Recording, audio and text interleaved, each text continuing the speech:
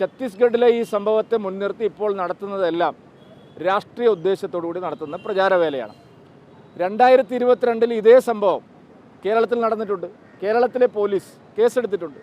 ഇന്ന് ആ കേസ് വിട്ടുപോയി, നിങ്ങൾ മാധ്യമങ്ങളിലെല്ലാം വന്നിട്ടുണ്ട്. 2022 ജാർഖണ്ഡിൽ നിന്ന് ഏതാനും കന്യാസ്ത്രീകൾ മനുഷ്യക്കടത്തുമായി തൃശ്ശൂർ റെയിൽവേ സ്റ്റേഷനിൽ ഇറങ്ങി. അവിടെ അവരെ അറസ്റ്റ് ചെയ്ത് കേസെടുത്ത് കേരള പോലീസാണ്. കേരള പോലീസ് കേസെടുത്തപ്പോൾ ഇവിടെ ഒരു ബഹളം ഉണ്ടായിട്ടില്ല. ഛത്തീസ്ഗഡ് പോലീസ് കേസെടുക്കുമ്പോഴാണ് ഈ ബഹളം എല്ലാം ഉണ്ടാവുന്നത്.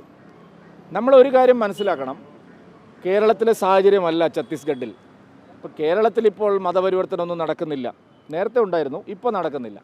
കോൺഗ്രസ്സുകാർക്ക് ഇപ്പോൾ വലിയ സ്നേഹം വന്നിരിക്കുകയാണ്. മുനമ്പത്ത് അവരുടെ സ്നേഹം നമ്മൾ കണ്ടില്ല. ക്രിസ്ത്യാനികൾ കൂട്ടത്തോടെ അവരുടെ വിഹിതം ചോദിച്ചപ്പോൾ, അതായത് തങ്ങളുടെ ന്യൂനപക്ഷ പദവിയിലുള്ള വിഹിതം ചോദിച്ചപ്പോൾ കോൺഗ്രസ്സുകാരെ കമ്മ്യൂണിസ്റ്റുകാരെ കണ്ടിട്ടില്ല. അതാണല്ലോ പ്രധാനം, ജീവൽ പ്രശ്നങ്ങൾ.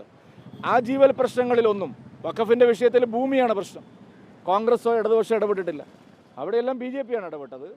അതുകൊണ്ട് ഛത്തീസ്ഗഡിലെ പ്രശ്നങ്ങൾ പർവ്വതീകരിക്കുന്നതിന് പിന്നിൽ തെരഞ്ഞെടുപ്പ് മുന്നിൽ കണ്ടുകൊണ്ടുള്ള UDFൻ്റെയും LDFൻ്റെയും ദുഷ്ടലാക്കാണ്. അതിവിടെ അധികകാലം പ്രചരിപ്പിക്കാൻ സാധിക്കില്ല.